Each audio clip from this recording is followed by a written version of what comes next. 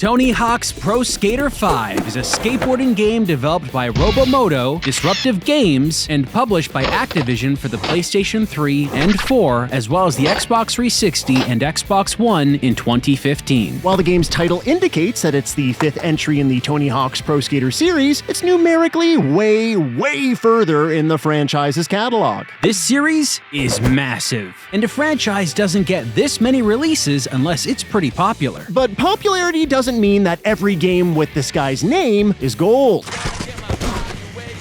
Heck, who is this Tony Hawk fella, anyway?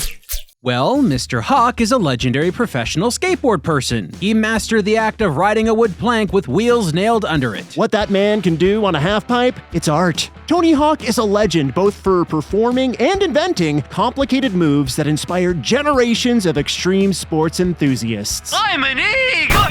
That Hawk could fly. It's no wonder that a series sporting his name soared to home consoles. Tony Hawk's Pro Skater. Or THPS, for short. The game that started it all released to the PlayStation in 1999 and was developed by Neversoft, a company that would be entwined with the series for years to come. Like other sports games, this title included other professionals from the same competitive activity. Aw, isn't that sweet? Tony brought his friends to play. Was THPS the first game in the skateboarding genre? No! In fact, there were other extreme sports and skateboarding games before it. But many of these games tended to be, how can we put this politely?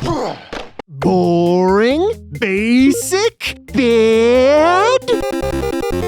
Pretty much, but the Pro Skater franchise, well, it went and did something pretty amazing. Psst, hey, over here. Listen to this. It made skateboarding fun! What a novel idea. Look, we're not gonna say skateboarding isn't fun because, well, It's totally radical, my dudes!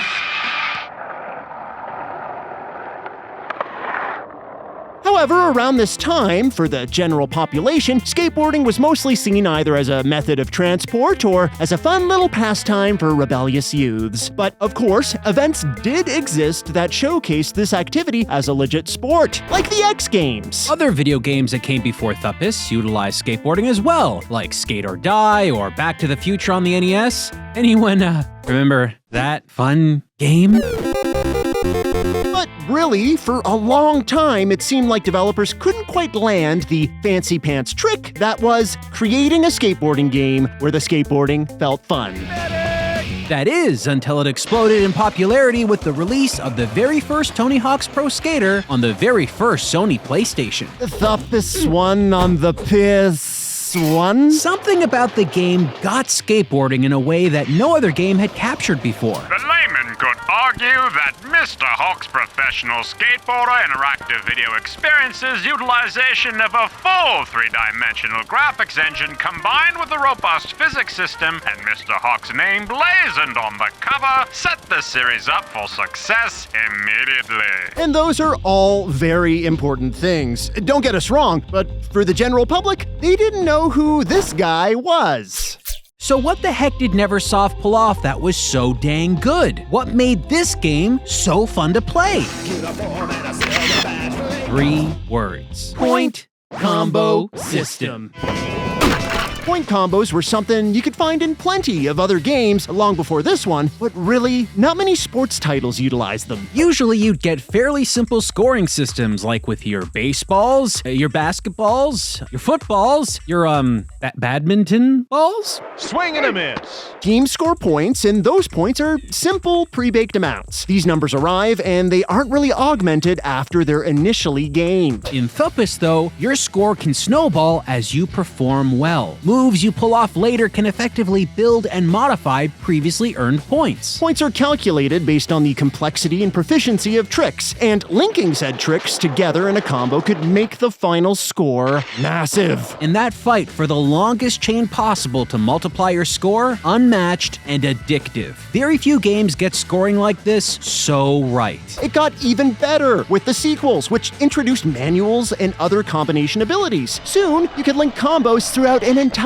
stage. We're talking near endless unbroken connectivity with rail grinds, jumps, and board flips, all in service of a massive collected score which multiplied as you pushed your boarding to the limits.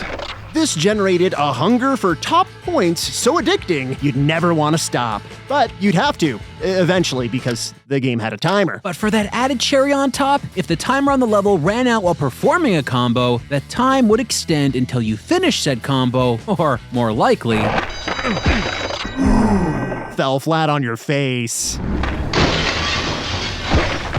The Tony Hawk series grew with variations and expansions on its gameplay formula. But could any game with Hawkman Skater Person's pro name carry the same appeal? Would the series continuously hold its tantalizingly addictive core gameplay? It's about time we found out by jumping on our skateboards and 360 kickflipping our way into Tony Hawk's Pro Skater 5. We're gonna begin this adventure by powering up our physical disc copy on Xbox One. For some strange reason, the digital download version was delisted.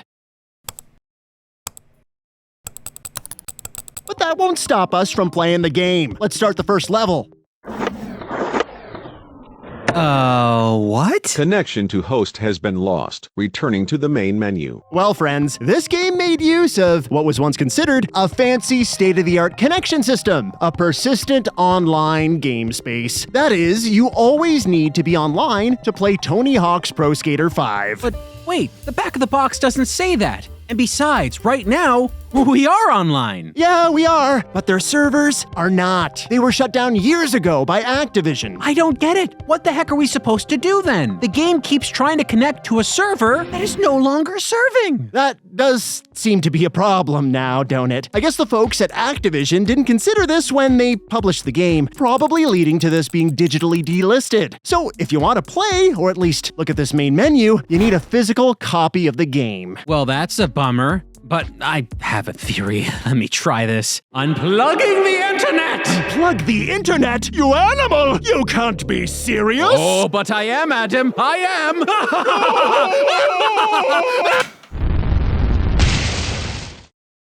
Okay, let's do a fresh reinstall of the game off the disc and... Ooh, look! The game works now! What? How could unplugging the Ethernet cord possibly make this thing work? Well, as far as I can tell, the game has an always active online check. When anyone starts the game and attempts to play, the game will attempt to handshake with a server to go online. Because there is no longer an active server, the game gets stuck in a kind of handshake loop. So wait, they made a single-player game with online features that you can't play single-player offline? That's right. As long as the console is aware of an active internet connection, it will never go into the game because it's always trying to find a server. Pull the plug on the internet lifeline, and bam, we can experience single-player. Good gravy, that is stupidly complex. And it's not like the game was even that old when its servers went dark. Those shut down just a couple years after release. Right. And keep in mind, the publisher isn't some tiny games group with little funding to keep the lights on. It's Activision, one of the largest video game companies on the planet. Heck, they could have released an update to make the game work without an internet handshake. They just didn't. Yikes! Did they ditch the servers to hide the game that was wrought into existence? That's what we're here to find out. We're offline. Let's explore the first stage. Okay, and go. Oh wait, did you see that texture pop in? Looks like the level isn't finished loading. Woof, right. Likely a way to avoid long load screens, but it isn't exactly working if the game looks like Play-Doh. Well, if we wait long enough, it'll probably catch up. Throw up the clock. We'll wait for all assets to load in real time. So, eat at any good restaurants lately? Actually, yeah. Ever heard of Shake Shack? No, what are they, a milkshake shop? Well, yeah, but they're known for their burgers. They're known for their burgers? That's right. So why don't they call themselves Burger Shack? Because they do serve milkshakes as well. Are they known for their milkshakes? No. Why would they call themselves Shake Shack if they're known for their burgers? How the heck am I supposed to know? I'm just telling you they make a good burger and... Wait, is this thing even finished loading yet? Hold up. Just a second. And... done. Holy indie front flip! Why did it take forever to finish? Hey, I'm not a developer, or a software engineer, or a programmer, but I can guarantee you this is proof positive that this game is poorly optimized for the hardware it's running on. But even after it's done loading, how does it control? I can give you a detailed moment-by-moment breakdown of just how bad the game controls, or I can show you this. That's that's how the game handles. So, unreliable physics and bad gameplay, huh? Exactly what every skateboarding fan wants. They've also introduced a new feature where you drop and slam to the ground in this crazy, unrealistic way. It's very easy to trigger it accidentally and interrupt long combo chains. Instantly turning your boarder into a heavy sack of rocks? Now that's inventive. Hey, where's all the stuff? Stuff? You know, like things dotted around the game world? This warehouse looks super empty, doesn't it? Now that you mention it, yeah, this level does look surprisingly sparse. A big, bland, cleared out warehouse. In the very first Tony Hawk title, you start off in a warehouse as well. The first thing you do is smash through a window. It's like the game's screaming, hey, this is skateboarding pushed to the extreme. You're in for a fun, adrenaline-fueled, explosive ride. Here though, tumbleweeds. You start alone. Zero momentum in an empty warehouse. I mean, sure, you can still perform tricks on the few interactive parts of the stage, but we should remind you about that whole gameplay thing again. International hustler, smashing you. This doesn't feel like a new direction for the series. This feels older than the original game, and that was released a decade and a half before this one. All the levels can't be like this, can they? Great question. Let's check.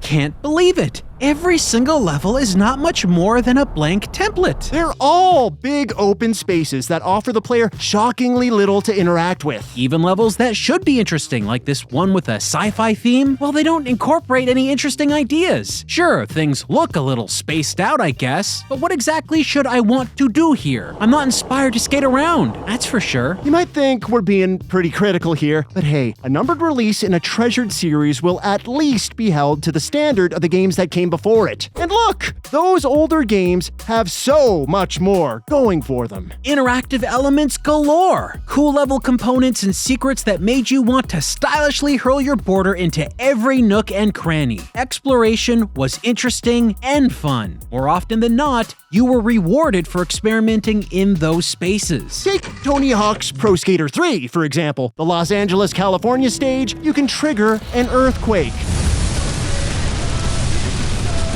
This changes the layout of the stage, providing new trick opportunities. Is it realistic? No, but it sure as heck is fun. Other Tony Hawk games have vehicles riding around, bystanders roaming the streets, and layers of visual components to help make their world feel busy, interesting, and worth exploring. As the series continued and evolved, so did the levels. Can you blame us for feeling like the newest numbered Pro Skater release is totally lackluster? Why the heck wouldn't they try to add more flash and flare to the game's opening level? Well, that's because they kind of didn't design it. What do you mean? Ladies and gentlemen, the warehouse level in Tony Hawk's Pro Skater 5 called The Barracks is actually based on a real-life skate park in Los Angeles. It's like looking into a mirror. These places are identical. This place is probably great for real skateboarding, and it's cool that the developers wanted to tip their hats to this actual skate space. But for a Tony Hawk game, making a close replica of a real location, skate park or not, isn't a good idea. Right, if you're gonna use real locales, you need to either choose spaces brimming with interesting interactive elements or push them beyond their tame limitations. Barracks aside, the other stages in this game feel inspired by levels from previous Tony Hawk entries. Some, like this rooftop level, are far more obvious than others. But did they try to incorporate or iterate on any of the elements that were fun and unique? No.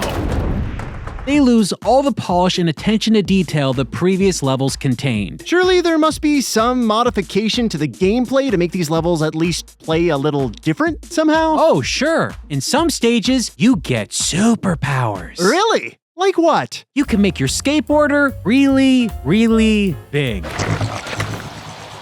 Does that do anything interesting? They're just big now.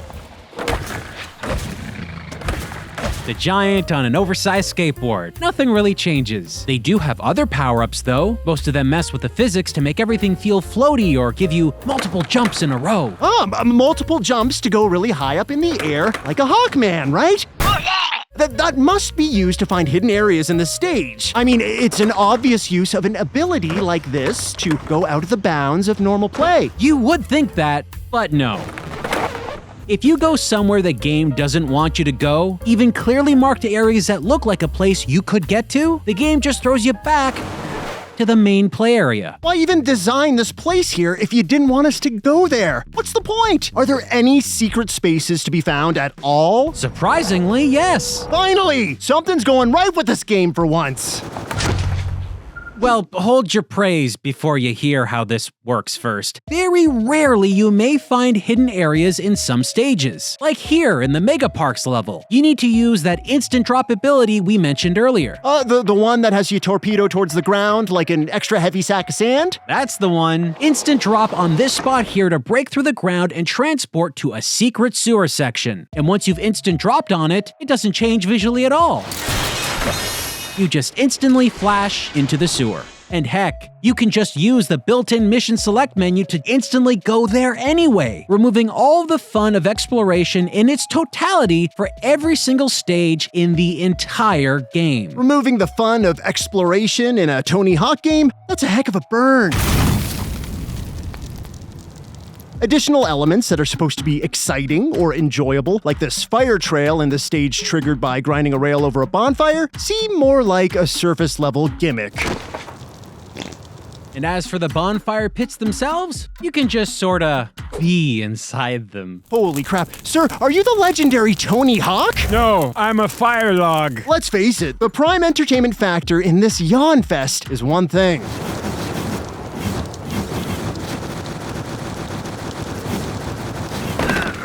Glitches.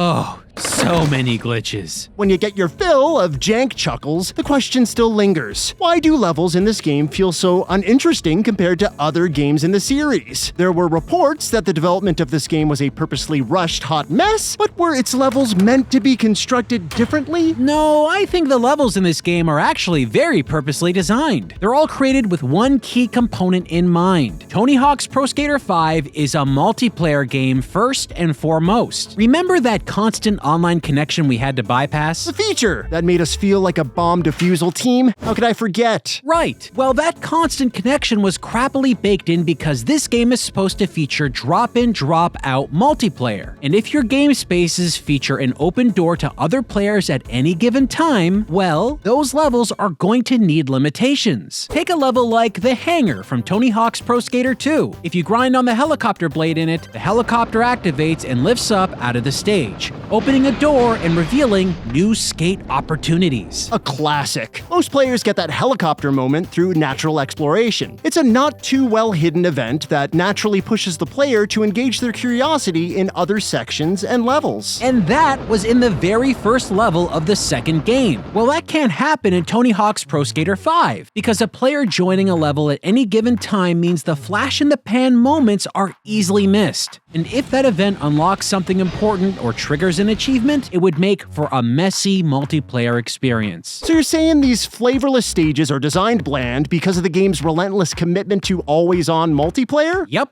Well, it's a shame they turned the servers off, huh? It is, but as we've seen, even if the servers were still kicking today, the game wouldn't magically be more interesting to play. Online, offline, Pro Skater 5 isn't a good time. But this franchise is legendary. What the heck happened? How did the series devolve into this? Well, let's take a step back to Tony Hawk's Pro Skater 3, an entry fans regularly shout the praises of, and for very good reason. It refined everything the previous games accomplished and added some extra features as well. Absolutely! There's so much to do and explore and unlock. But of course, with the popularity of the Tony Hawk series of games, other developers and publishers started to take notice. Enter the Attack of the Hawk clones. An era that saw an army of awful knockoffs pepper the release landscape. And folks, if you've been watching us for a while, you know we've already played one of the worst offending Pro Skater ripoffs. Every time we even think about Razor Freestyle Scooter,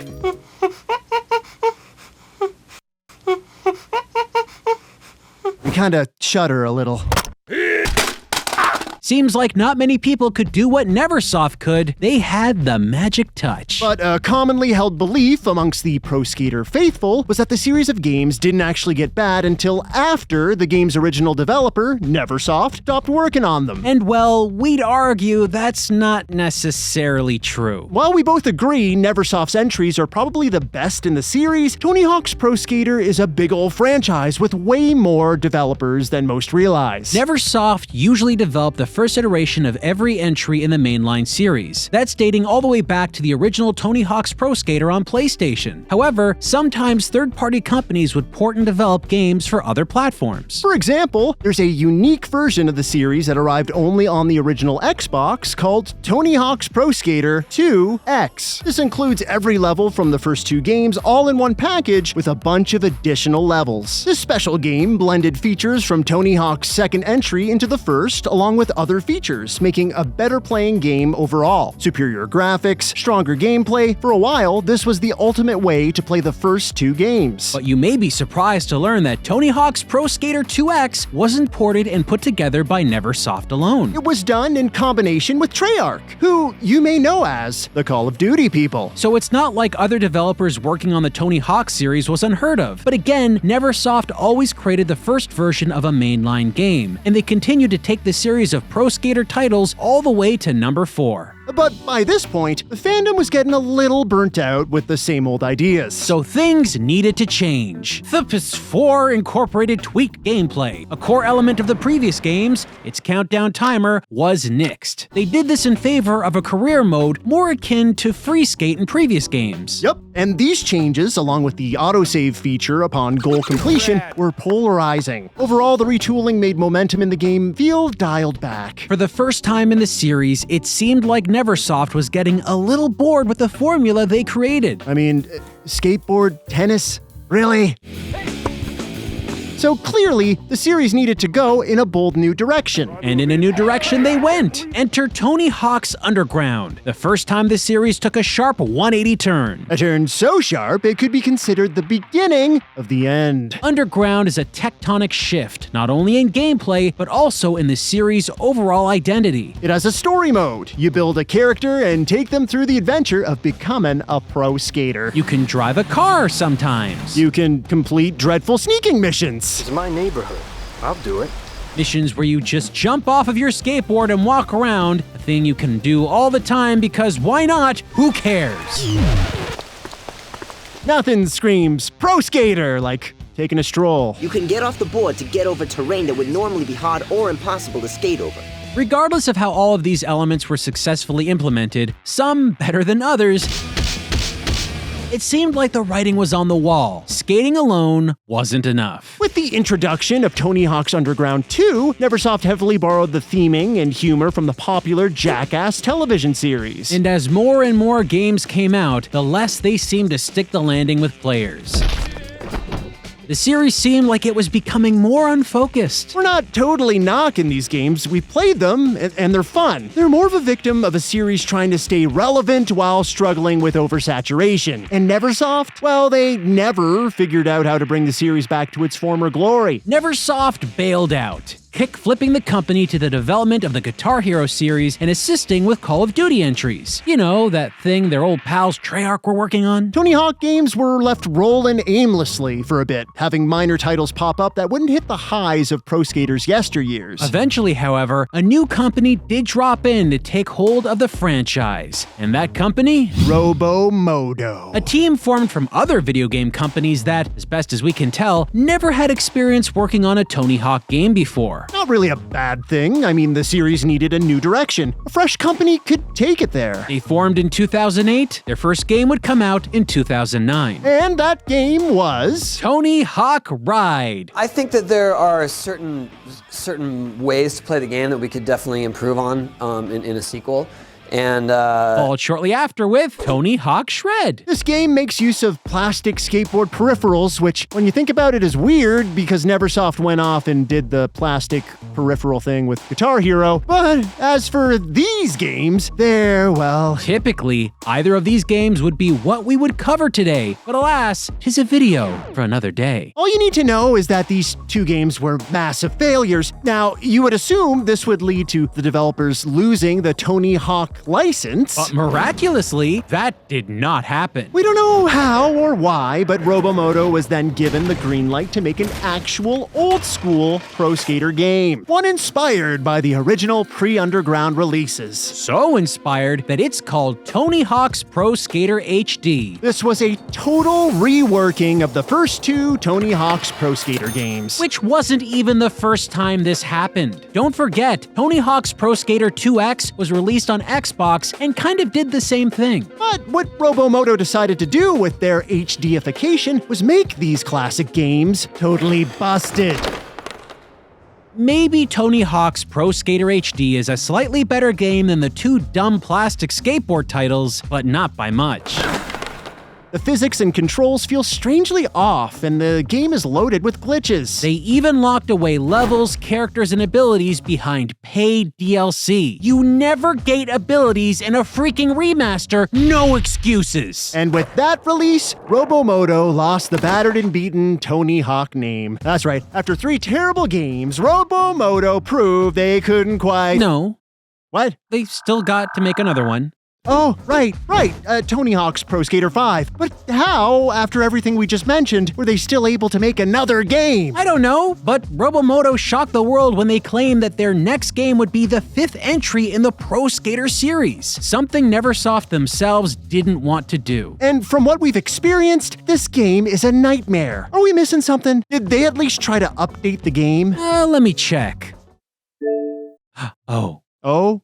Oh, what? There, was a day 1 patch and a second patch after that. A day 1 patch? So, what have we been playing? The launch disc version of the game that, according to what I'm seeing here, wasn't released in a really great playable state. What? Why did we play Pro Skater 5 unpatched for so long? Well, we unplugged the internet and did a fresh install of the game straight from the disc. Remember? To get it to work? Did the updates at least fix the server handshake issue? No. Does the game work any better now? Some minor glitches and issues are resolved, maybe, but the game as a whole is pretty much the same. The levels are still as bland as tap water, and all that terrible feeling gameplay, well, it's the same. Ugh. Huge day 1 patches for physically released games, that's never a good thing. The moment the servers that patch those titles are turned off, those games are little more than glorified coasters. Well, the patches did add something special. What's that? 3 new levels. 3 new levels? Are they any better than the levels we've seen? Of course not. Oh, good! Good! Can we at least say this game tried anything new, anything unique to the hardware available at the time? Well, the game makes use of physics-based objects. Okay, right. That's something. If you don't know what we're talking about, it's this. 3D objects that fall and bump around, sometimes realistically, sometimes not. And the best way to show that off? In a drained swimming pool, bumping objects outside of the pool for points. For its time, this is more of a showcase of the processing power that these consoles had, since this wasn't something you could easily do on the older platforms that the Tony Hawk series originated from. But that in mind, it doesn't add any overall enjoyment, and it doesn't work very well either. At events like these, you are timed to get the balls out of the pool by bumping into them. However, physics like this are unpredictable. No 2 runs of this game mode are ever the same. This becomes even more of a problem here when they switched up the formula. Now you're not knocking things out of a pool, you're knocking toxic waste barrels down into a pool. Sounds easy, right? But it's not. Maybe if the physics weren't a mess, they regularly don't work the way you want them to. The ambiguity of movement and direction leave things frustratingly challenging. And sometimes, even when you finish the event, it doesn't register that you did, causing you to start all over again. These physics balls show up in random spots as well, like right here in the schoolyard. Look, you can knock them into the nets on either side and the screen will say you've scored. Great! Do you get anything for doing that? Nope, nothing. It's just balls. Okay, can I ask a pretty important question? Of course. What does any of this have to do with skateboarding? Balls in pools, balls in a net? It's not even capturing your score when you net something, which is what other sports games do. That's not fun. It's nothing. Yeah, fun. The game suffers from a freaking fun drought. After completing the whole raggedy experience, unlocking and playing every level, I think we've nailed exactly what's wrong. In the previous Tony Hawk installments, one key aspect is that you can pretty much do whatever you want. The little goals you're given, you can achieve them at the start of the game, but as a boost, you increase the stats of your character. While you play the game, unlocking levels and achieving goals, those added stats really give you a good sense of progress. Your border gets better the more you play, but at the same time, you never feel limited in what you can do regardless of character stats. The game feels balanced that way. Now yes, the same stat feature does make an appearance in Tony Hawk's Pro Skater 5, but is it balanced? Ha! No. In this game, you can unlock all the levels in much the same way as previous entries, but remember, they designed Tony Hawk's Pro Skater 5 to lean into the online angle. Each level is meant to be replayed again and again and again online. Even if you unlock every level in a single sitting, you will have to grind to get the stats you need to make your character capable of achieving later goals in the game. Here's an example. The first bland warehouse level we showed you, there are a ton of mini-games and events that you can complete with base character stats. It can be difficult and challenging, but with a little elbow grease, you can do it. The later levels, though? No. The difficulty of challenges and events increases to such incredible heights that there is no way you're going to be able to complete them with base level stats. If you're looking for Pro Skater 5's one problem with a bullet, it's this. The bad boarding, the glitches, the empty stages, none of that matters when core gameplay elements like this are completely dead on arrival. The game puts less emphasis on player skill and more emphasis on the player grinding to acquire better stats. Pro Skater games aren't supposed to be focused in this way. If you were playing this game online for weeks, maybe you'd level up, maybe. But as it stands now, as an offline game, that's not happening. So many of these game modes are reskin takes on the exact same idea, like collecting a bunch of objects in a certain time. Or bafflingly bizarre, like shooting projectiles from your board to hit targets. It feels ham-fisted and completely off-brand. Were they tugging their collars, worried about making a straightforward sequel to Tony Hawk's Pro Skater 4? And if that was the case, why call it the fifth Tony Hawk's Pro Skater game? Other games that successfully made use of online gameplay at the time, like Call of Duty, they were able to create fun gameplay loops, unlocking items and abilities that made matches challenging and rewarding. Having matches of players versus players, well, that was a lot of fun. Tony Hawk's classic gameplay style, though, simply can't compete with that. Active player versus player gameplay doesn't work with this game's iconic combo scoring system. Sure, you can play a match of who can get the best score combo online, but that won't stay fun for long. It provides a shallow competitive experience. They can be off in the game world doing their own thing while you're nowhere near them trying to land moves. And is that what competitive online gaming's about? To remedy this, the creators stuffed generic online modes into the game, like, and we wish we were joking, Deathmatch.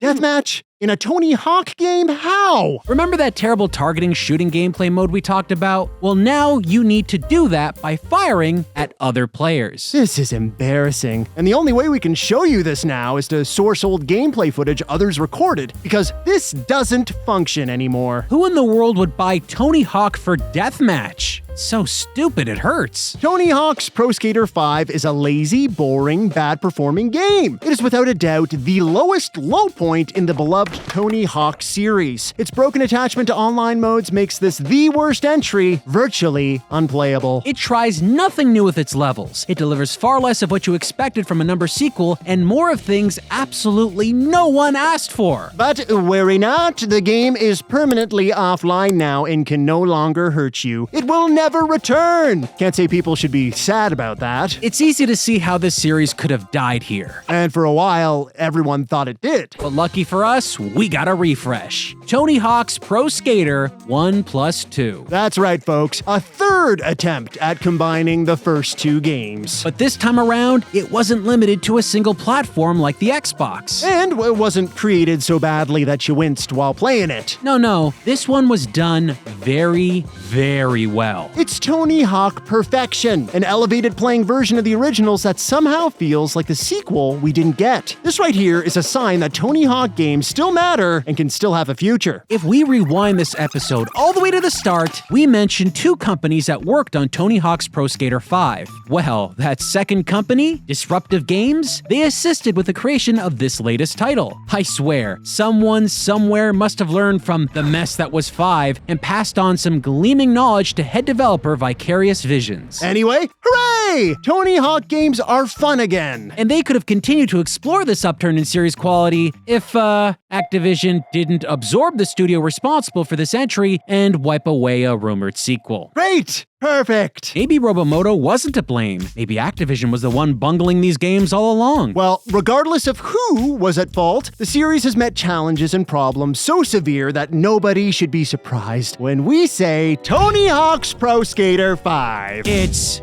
just